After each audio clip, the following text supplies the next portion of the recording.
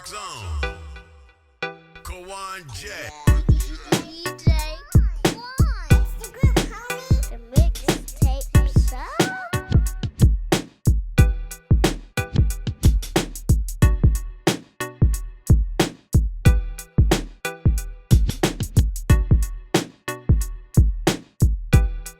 The mixtape show.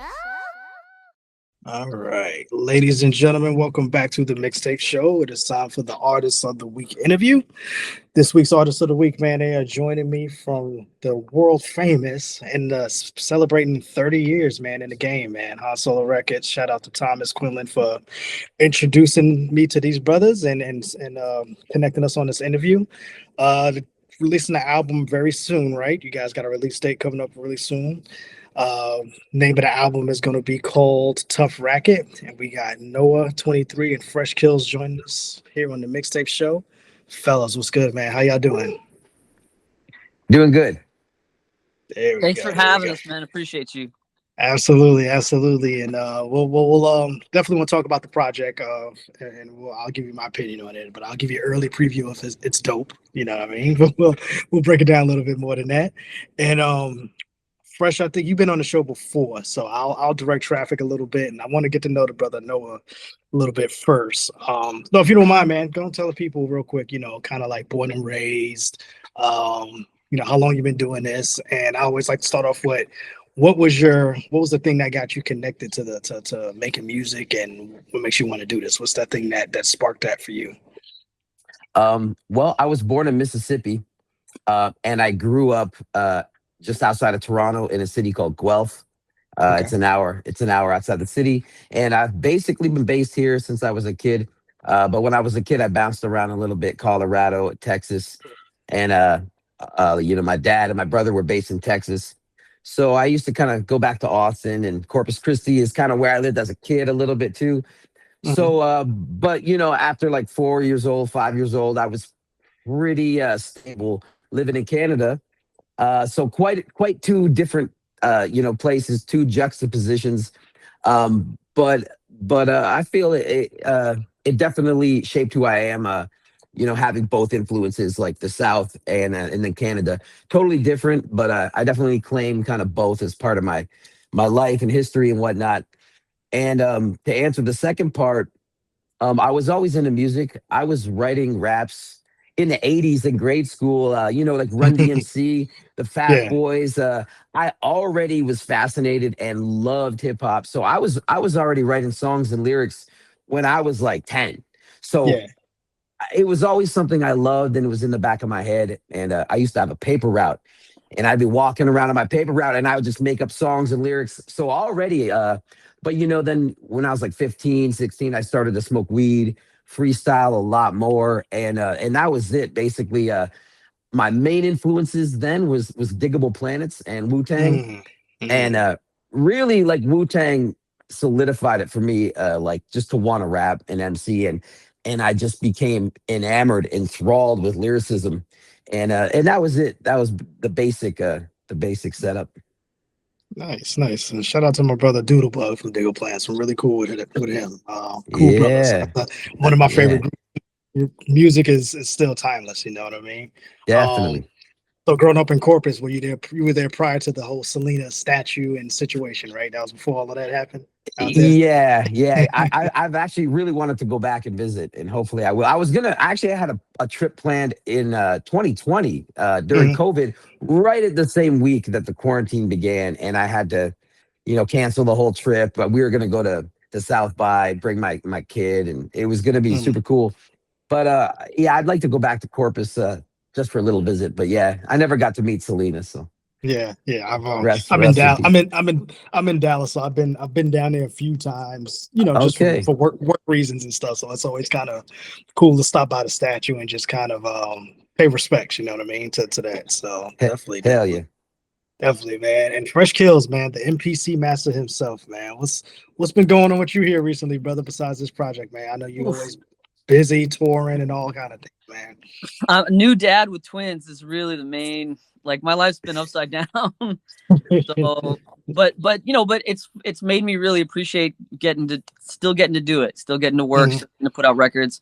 obviously I just put out a record with Meyer Clarity called OCDC, but getting the chance to, despite everything crazy going on at home, being able to get this record with Noah together. I mean, I feel like we've been circling the wagons for so long, and yeah, I've done some beats for him on earlier projects, but always want to do a project, and it's just a blessing to be like, you know, I have a sleepless night where I'm just a wreck of a human, but then but then Noah will send me vocals for one of the new tracks, and I'm just like in my basement, like, oh, this is so sick, having such a good time. So I just feel blessed to still be doing it, honestly. Nice. You know? That's set of twins, man. Boy, girl, or boy, what's the Identical boys.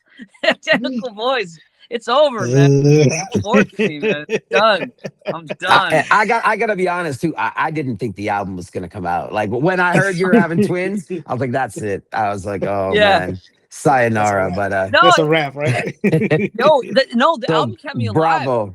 No, dude, straight up, like, kept me alive. Like, late nights, the babies go to bed, and I'm like, well, I could either sleep or I could work on this record. And it was like, that's a no-brainer, man. Like, I'll sleep when I'm dead, dude. Like, so I hear you. Yeah, I feel you. I don't have twins, but I have a 11-year-old and a 6-year-old, and ever since that first one was born, life has been different. Yeah, you know what I mean. The sleep patterns are off, and like you said, you got to find time for the creative stuff, and then you got to be dad, be husband, and all that stuff. So I definitely get it, man. So let's talk about the timeline of this album, man. When did you guys start putting this together? How did this kind of come into fruition? It was a really slow beginning period. I think it was maybe 4 years ago, even around there, and we just kind of loosely started to kind of do some songs, and it wasn't really a total plan at the beginning. But I'd say, like, after we kind of realized we had a good beginning to a record, we kind of pushed out the second half and really and honestly, Andrew is just a beast with all the embellishments, the details, the mixing, and just orchestrating all of those extras and the interludes and whatnot. It really brings it together into a cohesive project. And so I was really, really happy with how everything came out. But yeah, it took us a long time. Like, but we weren't really working on it full time. That's the thing. It was just really organic. We were probably both working on other things, and but once it started to snowball, I started to get really excited, So fresh for the on the production side, where for all the beats and instruments and the production itself, were these kind of like pre-planned songs that you sent out, or were you kind of building them as you guys were recording? How did that work out? I mean, I sent him the kitchen sink and the bag of chips. Like, I sent everything. But what's funny is, like, if you like Noah, I mean, I can't think of a style that Noah hasn't done, and like, and not just done, but like just killed shit. And like, I'm talking like from electronica stuff to the south stuff he's talking about, and like long time ago too. Like, his lineage and his catalog is so deep. And so for me, I was like, yo, like, I really, and I said this at the outset, I'm glad Noah rode with me on this, but I was like, listen, man, like, I don't want you to feel weird about the first beat pack I send. I'm going to send you some weird shit. Like, I want to do something at least different for me. And like, I don't think I can do different for Noah, because Noah's done so much crazy different stuff, and he's been ahead of so many different curves. And I'm not necessarily like reinventing the wheel over here. Like, I have a pretty I don't want to say, I mean, I'm typical boom bap style and different things. So I really wanted to go out on a limb with some things, and Noah just kind of rode with me on it. And like, it's funny, the $1 million deal, the first single, it's in 6/8. It's a totally different style, like pocket. And when he leapt at that, and when I got the vocals back from that, and I was like, okay, like, there is anything that we can't do. And so I think some of the later stuff, the second half, I think we went to some more, I don't want to say straight hip hop shit, but like really like banging slower, maybe sort of drive-by style stuff, but like that we sort of maybe, I don't want to say reverted, but the second half was a little bit more like, okay, let's fill the record out. We have these really cool, different set pieces. Let's couch it in some more like just really banging shit. And case in point, like, there's the record we squeezed onto the vinyl.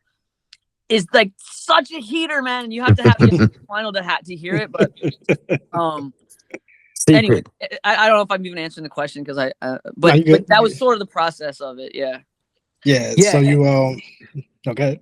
I was gonna say, so like he sent me probably 100 beats, you know, and okay, but you know, like little like different folders and whatnot over the couple of years. So it was just cool to go through and pick them out. And I think he was touching on the fact like the first set, it had sort of a certain energy, and then the last set of the songs were almost like some of those beats like had a real Griselda vibe to me, some of the ones I picked. But yeah, they were really strong and solidified. Some of the other stuff was more jazzy, boom bap, and fun. And so I thought it really you know, it blended everything into a couple different energies or whatever. It was really cool though. Yeah, Kils, is this probably the most just in your recent memory? Do you feel like this is the project that you've kind of been the most versatile production wise on a single body of work? Maybe, yeah, maybe. Do you, Andrew? Let me ask you: do you think I should have picked crazier beats? Like, should I have picked? You know what I mean? Well, I don't know. I was all over the place, to be honest, because there were tracks that I was hoping you picked that you didn't, but then there were tracks like, dude, Standing on Business is such a weirdo beat to me. Like, I was like, when I sent you it, I was kind of in my mind, I was going, I don't know if anyone will because it's almost like, will someone understand me on this, right? And like for him to see a vision on it, and then when I did the hook with, the hook's crazy. It's so stupid. It's just super fun. And then the crazy thing is how Justin Bieber went viral with the whole Standing on Business thing, and that was like after we did the song. Yeah. Anyways, it's fun. It makes it extra funny. It is really funny. I think, you guys got some. You guys got some really dope sound bites too. I was going to mention that too on those hooks that you guys laid in there. It's some funny joints in there. I'm like, okay, I see what they doing here. How did you even Kils? How did you even find all of those specific tough rap? Like, you must have watched like 200 movies. I have a lot of. I'm a noir head. That was the starting point. Was the noir, like watching old film noir, and I love that. And no, you guys are gonna know what I mean when I say this. I love the way they talk in those old movies. I love when they you know, like, oh, have you met my sister? And Humphrey Bogart's like, oh yeah, I met her. She jumped in my lap while I was standing up. You know, like dumb Gambino type talk, like just the snappy, like, oh yeah, I did that once. That was a tough racket. You know, like the Gambino shit. I just love that stuff, and I knew Noah would kind of vibe with it. But there's a couple of cheat codes for finding shit that maybe I'll keep in the pocket for now. Yeah. I get it. I definitely get it. I get it too. Yeah, I think me and you digging that same trash bin on some things sometime. Yeah. So Noah, when you guys started putting this together, did you have a theme for the album you initially wanted to do, or is it just kind of like, let's just kind of go with the flow, and wherever we start leading us, then we can kind of start aligning it a little bit more? Just in a general sense, like I knew that it would probably be like boom bap centric, boom bap kind of focused, and honestly, like I was just very excited to work with Kils. All of his beats are pretty serious. He's just a really talented guy, to keep it simple. So most of the beats to go through, it makes you wonder. You're like, oh, did anybody pick this beat? Who's heard this beat? And sometimes you wonder, like, you know, beat picking is an art in itself too, so that's kind of interesting, you know. Like if Nas was picking the beats with, you know what I mean, like what it's crazy to think about. Sometimes my mind gets kind of like, you know, I get very curious about how other people might interpret the tracks. But no, we didn't really have a theme until later, where we kind of got the idea for the concept, the name of the album. I think basically the theme tied into the title is just that this shit ain't for everybody. This is hard work. We are seasoned vets who cut our teeth doing hip hop for the culture, underground, all day, every day, all year round. And it's a tough racket. It's just tough to do. That's a tough racket, absolutely.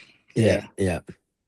I'm a huge fan of like the the abstract stuff. I'm a huge fan of just kind of like the weird, like he says, the noir type of where did you find that at kind of thing. So this album I definitely appreciate it sonically and definitely lyrically. I appreciate it because you are MC and your pen game on this project is like okay, I see what he did there. You know what I'm saying? And I got some joints that when I heard it, it's always at first as a DJ, because I got the DJ background. So if I hear something, I always kind of do this thing where I'm looking like, oh, I like how that caught my ear. Oh, I'm gonna put that in the mix folder. I'm gonna throw that in the mix whenever I do a show, kind of thing. So I definitely appreciate this album, and I love what you guys did with it. I love it sonically. I love the lyricism behind it. I love the creativity behind it, and this is definitely a fun one. And the fact that I didn't know you guys took quite a bit of time to put it together, but that goes to show you that when you're putting out good work and you put good product together, time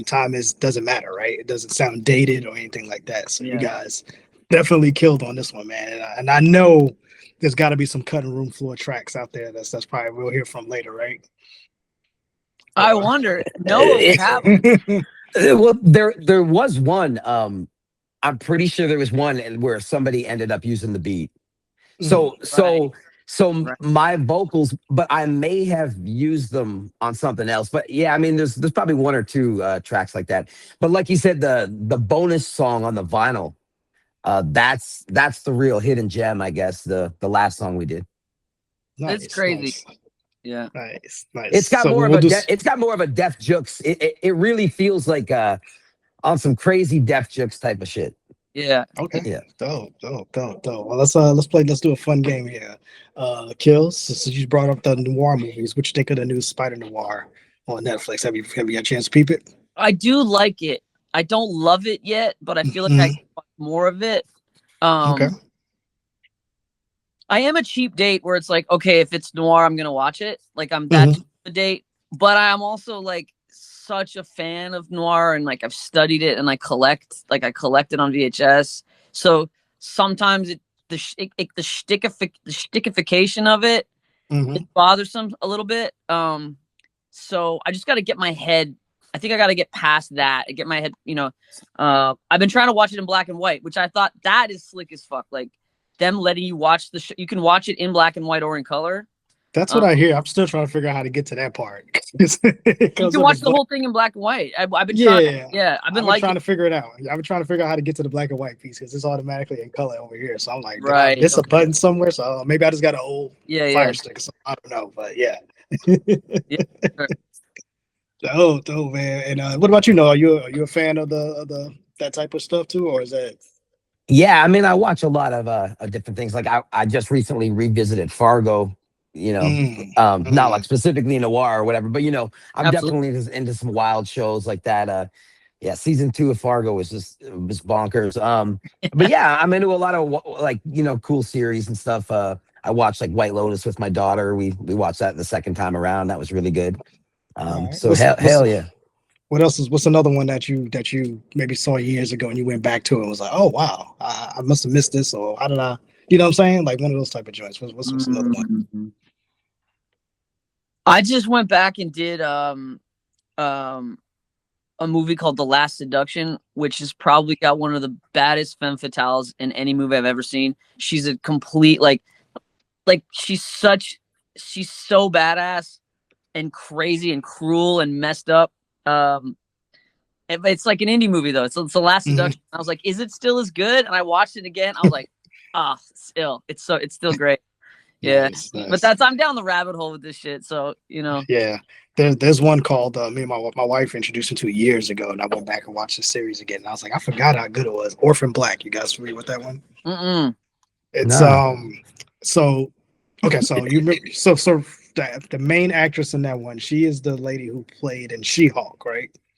Okay. So she was the main character in this Orphan Black, and she is, and I don't want to give too much of away. She's basically, it deals with being a clone, and she's playing each clone in the show, and every 2 or 3 episodes, there's a new clone for a new character, a new personality, and she's playing all these different clones, and it's really, really dope on how they do it. It's basically saying like big tech and big corporations are cloning these people's DNA to basically create the perfect person, and then things kind of get out of hand a little bit. So as you can imagine, so they got clones, they got people who are like they're watchers, and they wind up being like the people that they marry to, but they really work for the corporation, and this is all kind of craziness going on. So it's a good one. If you get a chance, check it out. It's Orphan Black, and I think it came on AMC Network originally. Okay. So however you can get to that, you can get it through there. It's pretty good. I think COVID kind of killed it because they never got to finish out the season, so they never brought it back, and then she wound up getting all these other new roles, so she never came back to it. But it's a pretty good one. So I'm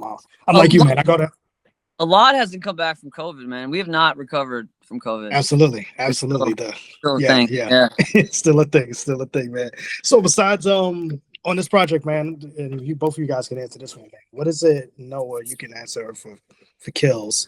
What is it that he brought to the table in this project that brought the best out of you? And then Kils, you can answer that for as far as working with Noah. I think like tracks like Andrew mentioned, $1 Million Deal. A track like that, which is that has this like rock, like that song to me is like got an Outcast vibe, and like it just shows our kind of skill set that we can pull off something like that with a real strong delivery. So something like that with the guitar, with the timing, with the rhythm, that's definitely something that you can't just find anywhere. So tracks like that, and then just like pulling out bangers like they're just like a rabbit out of a hat, just like the craziest beats. Like some of those beats, like I said, they kind of remind me of Grizel. They're just like some really hard shit. I just love some of those beats. And then like I said, I kind of already touched on, but the embellishments, just those little details that pull it together, Yeah, I like to call them the ear candy, that little ear candy you had in there, right? Yeah. What about you, Kils? What is it working with Noah that kind of you felt like brought the best out of you on this project? Well, I don't want to be a fanboy to a home in a weird way, but like I think you got to remember just a little bit that like for me, I remember coming up and like Noah, for example, was one of the first ones to be touring Europe. He was one of the first cats to get out, like to be outside of the bubble of Toronto or Canada or whatever. And just kind of being a leader with a lot of this stuff. And so for me, like, again, I'm not trying to be a fanboy, but like, there is kind of this, like, it's an honor. There's an honor to it. I'm humbled by some of it. And I'm just hella inspired. Like, I just want to be, like, I just wanted to do the best work that I possibly could. And I also feel like, and I've done this with other artists, but like I try with records, to put the artist on a bit of a pedestal if I can. And there's records like that's the other thing with Noah's style. It's like he's funny. Like he's got lines where it's like, okay, he's funny. We're having fun. There's super serious shit. There's like, and then there's stuff that you're not even sure. Like there's stuff that he'll drop stuff where you're like, is he being funny? Does he even know he's being funny? Like he does, but like there's like layers to it. And like I remember there's a line about like he's smoking those. I can't remember the line exactly, but he's smoking the weed that gave Jack Nicholson a heart attack or a stroke or something. Yeah. And I was just like, it's just funny because like people do weed joints and like I don't love weed music exactly, but like, you know, just like throwing in those references, like you're just laughing and then you're a part of, it's a part of something else that's got this depth to it. So I feel like there isn't anything Noah can't really do in my mind. And so I was just super inspired. I mean, I feel like he brought such a, I mean, obviously he was just knocking out. I mean, he's engineering all of his, like recording his own vocals, like, and also the last thing I do want to say too is that there's a trust level that I think, again, in me knowing what I know of Noah and the sort of like the lineage and everything, like, and he's done his own thing for so long, like for him to trust me with this stuff, you know, I tried to be as respectful and come to it with a reverence and a respect and a love, and that he brought that out of me with it, right? Like he just him trusting me with it, and not just trusting me with his vocals and the production stuff, but also the time. Like he mentioned it, right? Like it took a long time. Like the last 4 years for me have been house, like marriage, house, twins, you know, like it's been a complete change of everything. And I've was living in my last place for 17 years. Like, so, Mhm. I think Noah helped me shake things up for myself and kept me grounded through some of the crazy life stuff that was going on, you know? Yeah, it always comes back to the music, right? That's always the common place of comfort when you got that chaos around you. The Yeah, beauty in the music always finds its way back into your heart and inspires you and stuff Yeah. like that. So absolutely. that's Well life to me, said. man. That's life to me, man. It's every music I think is one of the, and it doesn't mean hip hop, but just in general, music to me is one of the few things in this world that everybody can attach themselves to and be affected by, right? It's Mhm. similar to COVID. COVID, that was the one thing in my life I can think of that everybody was affected by COVID, you know what I'm saying, in 2020. So in the positive realm, I feel like music is one of those things too, where, you know, you go through the worst, man, and what's the first thing you do? You throw on that record, your favorite record to kind of bring you back, or, you know, you celebrate, you throw on the record. So it's, you know, I feel like there's always with life, man, it always brings out the best music. And this project is one of those examples that life was going on, but you guys put a masterpiece together with this, man, and it's a really dope project, and I can't wait to support when it drops. When is the official drop date for this album? It's July 31st. July 31st. All Yeah, right. so What do we? the last day. I know we said we got vinyl. What else are we gonna do? Are we gonna do cassette CDs and all that? Because I'm a collector of all, so I'm gonna have to get my money together so I can batch it up and get everything. Are we doing tapes? CDs for sure. Are we doing I'd tapes? love to do tapes, but we'll see, right? We'll see how it goes. I mean, Yeah. that's another thing I was gonna say. Like, I'm just so excited to have vinyl. Like, and Nice. Oh, Those two two it's favorite word two favorite words. Test pressing. and it's like the fruit, you know, like the music itself is like the fruit, you know, like Yeah. it took time. And I like that aspect of this project is that we just sort of let it happen and let it Mhm. evolve. And there was definitely some times where we grinded some of it out, but yeah, it was just such an organic process. It was great. It was great. So, but now we get to enjoy, you know, the album, share it with people. So that's super Absolutely. cool. yeah, And it sounds good to me. It sounds good enough to be on physical. You know, some people their music is just too digitalized or whatever I guess you want to say. But this is one of those projects I know if I put it on my turntables or you know, it's gonna sound really good because you guys already got the sounds built into it. So it's already built into the pot pie, right? So I can't wait to get that, man. So it's congratulations on this one. It's a dope record, man. And I thank Thomas as well to sending me an advanced copy of it because I've been enjoying it this past week, just listening to it, getting ready for this interview. big up to Super Hands cool. Full Records. You know, obviously just getting on board and helping us put a vinyl out. I mean, like that vinyl's a piece of history, and that's kind of like you touched on it. Like some stuff sounds digital. Mhm. I don't want to go there with it, but things that are on vinyl, they're forever. And I feel like I felt like this project deserves it, and I'm so excited that Thomas was on board for it, and Han Solo 25 years, man. Grinding out underground 25. hip hop record. Like Yeah. that's a wild accomplishment. So glad to be a part of that family too. Yeah. Still active. Like it's just the catalogs are crazy. I'm a fan. I'm always supporting them. So this is definitely gonna be one of the ones I support. For sure. Let's go social media. How can we keep up with you guys and follow your journey? Instagram. I'm pretty active on Instagram. Pretty much all the major sites, Facebook, TikTok, and YouTube. I got actually our first music video from the album is coming out. It's for the third single. It's called Okay. Jazz Man, and that's coming out in like 10 days or so. That's So that's one of my favorite. Jazzman's one of my favorites off the rip. Yeah, I love that record. yeah. So we got some nice cameras for this one. It turned out really smooth. So yeah, stay tuned for the video for sure. And yeah, you can check us on all the socials. I think we're gonna do a couple things on TikTok and whatnot. And yeah, it's Instagram. Usually most of my sites are the Noah23. You can find me at Okay. most sites like that. So Okay. What about you, Fresh? Yeah, I'm at Fresh Kills on everything. FRESHKILS 1L. Big shout out to Peter Scherzinger for the trumpet work on Jazz Man. Just ill, just like bonkers. Shit with that. And I do want to take a second to shout out DJ Vectrax. He's not DJ, so I should just say Vectrax from Ottawa, who did all the scratches. Really great DJ. Does all vinyl sets out in Ottawa, all vinyl nights. He's carrying crates like it's 1982. Like he's the real deal. Collector, really great dude, and doing cool things out there.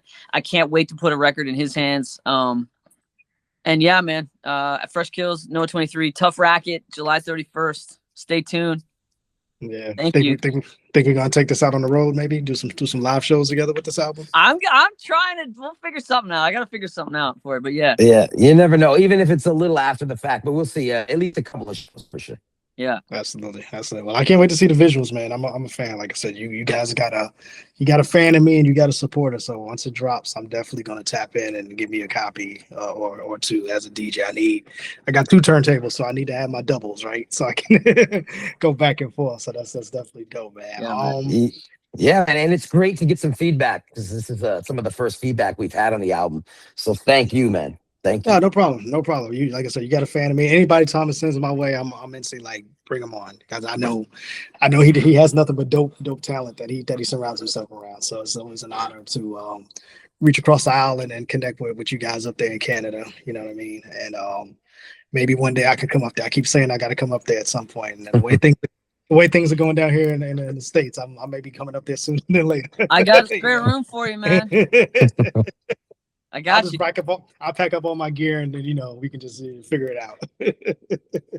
Dope, man. Well, fellas, I appreciate it, man. To go check out the album. Oh, when's it gonna be available? Where could the fans purchase it when it's time?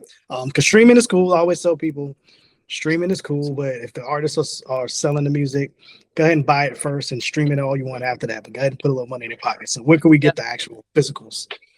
Handsolo.bandcamp.com. Definitely Bandcamp would be the primary. I'm not sure. I think Fontana North is going to be distributing some copies in Canada. I'm not sure if it's Fat Beats or it might be Fake 4 doing some distro in the States, depending on demand and things like that. Okay. Yeah, nice, man. Well, fellas, I know this is not going to be the last time we talk, but much continued success. Hopefully this project takes off for you guys the way that you want it. And let's end it with that. Let's for each one of you for this album. What does success look like for you with this album? We'll start with Noah on that one.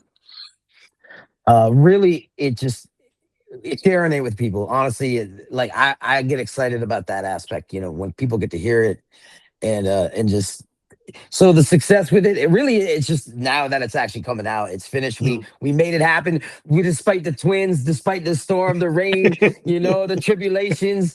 It's done, and so really it's so satisfying. It feels great. So yeah, and thank you, Kils. Man, you did an amazing job. So stop it. Thank you, Kils. What's success look like for you, man? Yes. What does success mean? It's so strange. It's such a strange thing, man. Like, I think when somebody asks us to autograph the vinyl, I will feel like, yo, that'll be like a really great, really cool moment. That'll, not that that's what success means or anything or whatever, but just I do cherish those moments where somebody's really into it and wants to, and that's a perfect image. It's perfect. Yeah. It's the cover, which is so silly, man. Yeah. I can't believe it. Oh yeah, the cover is kind of wild, but I like it. I fuck with it. Some of the early drafts of the cover, I don't know, but amazing. No, man. So I'm looking forward to it, fellas. Yeah, it's a dope project. You fans definitely support it when it comes out. You know what I mean? Hit the fellas on their social media, let them know what your favorite joint is, because I'll be doing that. And let's do this again soon, man. How about that? How's that sound? Love it. Sounds great. Yeah, bless. All right. We'll be right back. Peace.